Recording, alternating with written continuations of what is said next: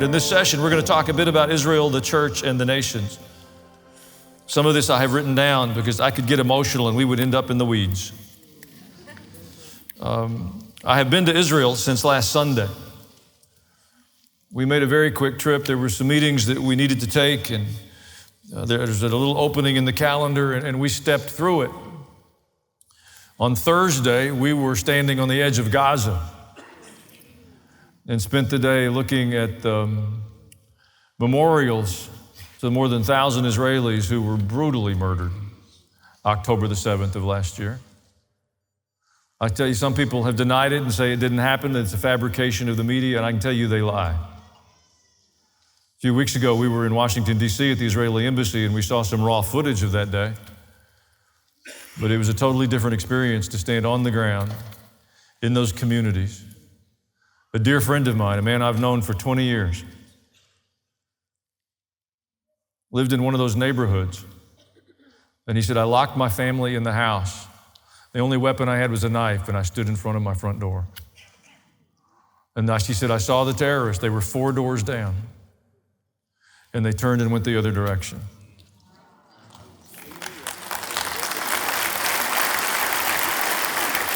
We left Friday morning, and by last evening there were missiles falling in Jerusalem. So I've been to Israel since last Sunday. There were some necessary meetings for me to attend, and as we traveled home on Friday, I made some notes sitting on a plane. And I'd like to begin by just sharing those. It's the safest way for me to have this dialogue. Israel today is a nation besieged. There's a heaviness that has settled upon the people that I've never seen. I was there during the Intifada. I've been there when wars have broken out. I've been in and out of Israel since I was a boy, but I've never seen the heaviness that rests upon the people today. The price of freedom to our friends there seems very high. The determination of their adversaries seems unrelenting. Their enemies boast. They're filled with an arrogant pride and a sense of confidence. Their trusted friends amongst the nations, such as the United States, have stepped away and demanded that Israel submit to their murderous enemies. In Israel, there's an unprecedented loss of trust in their own leaders, in the government, in the military, and ultimately in their security. There are grim warnings, and they're no longer just grim warnings, of impending attacks from powerful nations and their proxies. The economy is struggling. Propaganda regarding Israel flourishes. And the truth, when it's spoken, is whispered. It is seldom boldly declared. Those that understand the truth don't want to incur the wrath of those propagating the anti-Semitic lies. So silence tends to dominate. It's in stark contrast to what's happening in other places in our world. There's a hatred expressed towards Israel and the Jewish people that is not expressed uniformly. There's no real move against Bashar al-Assad, the Syrian dictator who has destroyed his nation. He used poison gas against his own people. Millions of Syrian refugees were driven into Europe, and there were simply no calls from the international community nor from the Muslim street to return them to their historic homes. They were happy for them to become permanent refugees, invaders, if you prefer, of Europe. That's a very stark contrast to the attitudes towards Palestinians. There's been no real move against Sudanese leaders who have fomented a seemingly endless civil war. Untold numbers of innocent people have been brutally murdered. And you've not heard our State Department or the United Nations calling for some humanitarian whatever. There are no significant sanctions on China today, who boldly works to destroy our own national interest without apology, with great clarity and persistence. They oppress their political opponents violently. They utilize slave labor. They limit human freedom. And we celebrate them as an amazing society. We give billions of dollars to Iran, who, as a matter of public policy, fund terrorist organizations. They threaten innocent civilians in multiple nations. If you haven't been watching, more U.S. dollars have gone into Iran in the last 3 years through direct support or the purchase of their petroleum than we have given to Ukraine, Taiwan, and Israel combined. If you're not watching, that means we're funding the violence that Iran is perpetuating around the Middle East and throughout the world.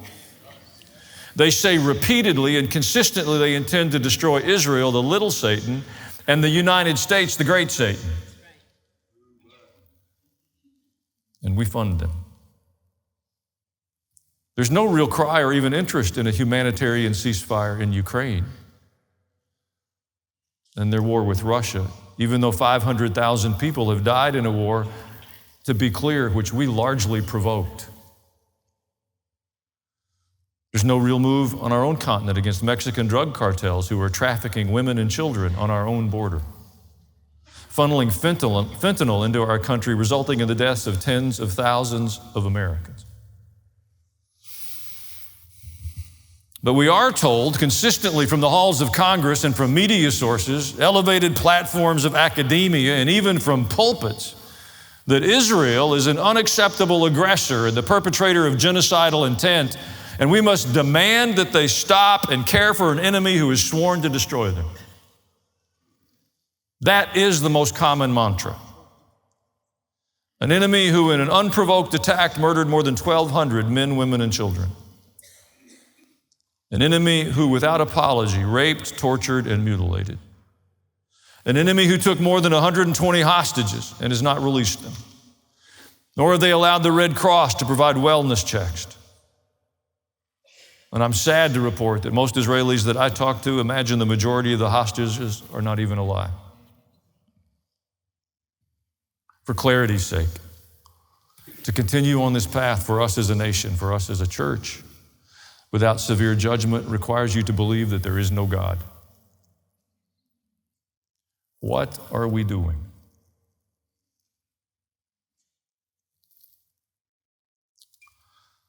Well, I want to spend the time we have talking about Israel, the church, and the nations. And I would submit to you that an awareness of the people of Israel and what's happening in the land of Israel is more than some theological subset that you could afford to be interested in or not. To fail to understand what God is doing in the land of Israel and with the Jewish people leaves you unprepared to understand what He's doing in our own world. And I would invite you away from the temptation to be distracted by the activities of your families, by the plans for your summer vacation, by staring at your financial portfolio. I'm not opposed to vacations or families or finance. But in America, we still retain enough freedom and liberty that you can have the inappropriate imagination, that you can medicate with distractions. I assure you there's no distraction today in Israel that's sufficient to keep them from being aware of the problems they have. And that scenario is not far from us. So it requires of us a change of cadence, a new response. Thank you for watching this video. If you enjoyed it, subscribe to the channel. You know the drill. Hit the bell for notifications. If you want to, leave a comment.